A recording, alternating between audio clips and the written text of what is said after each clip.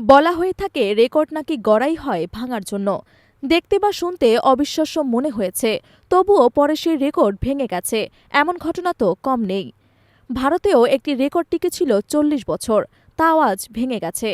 আল আমিরাতে ICC cricket world cup league 2 এর match আজ ওমানকে ৫৭ রানে হারিয়েছে যুক্তরাষ্ট্র। কিন্তু আসল ঘটনাটা অন্য জায়গায়। আগে ব্যাটিংয়ে নেমে যুক্তরাষ্ট্র করেছিল মাত্র ১২২ রান। পূর্ণদৈর্ঘ্যের ওয়ানডেতে এত অল্প রান করেও জয়ের নতুন রেকর্ড এটি।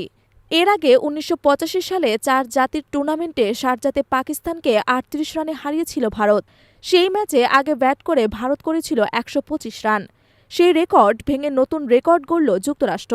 তবে শুধু এটাই নয়, আরও কয়েকটি রেকর্ড ভাঙা হয়েছে। যুক্তরাষ্ট্র ও ওমান ম্যাচে যে বোলারকে ব্যবহার করা হয়েছে তাদের সবাই ছিল স্পিনার। ৪,৬৭১টি আন্তর্জাতিক ওয়ানডে হয়ে যাওয়ার পর এমন ঘটনা এই প্রথম দেখা গেল। কোনো পেসার ম্যাচে একটি বলও করেননি। ওমানকে ৬৫ রানে অল আউট করার পথে যুক্তরাষ্ট্রের নস্টধুস কেনজিকে ১১ রান দিয়ে নিয়েছেন ৫ উইকেট। ম্যাচে মোট ১৯ উইকেট নিয়েছেন দুই দলের স্পিনার। ওয়ানডেতে এক ম্যাচে স্পিনারদের সর্বোচ্চ উইকেট নেয়ার যৌথ রেকর্ড এটি, যেখানে জড়িয়ে আছে বাংলাদেশের নামও। ২০১১ সালে চট্টগ্রামে পাকিস্তান বাংলাদেশ ওয়ানডেতেও ১৯ উইকেট নেন দুই দলের স্পিনাররা। একটি জায়গায় অবশ্য দ্বিতীয় হতে হয়েছে যুক্তরাষ্ট্র ওমান ম্যাচকে। দুই দলই অল আউট হয়েছে এবং মোট ৬১ ওভার খেলে তারা করতে পেরেছে ১৮৭ রান।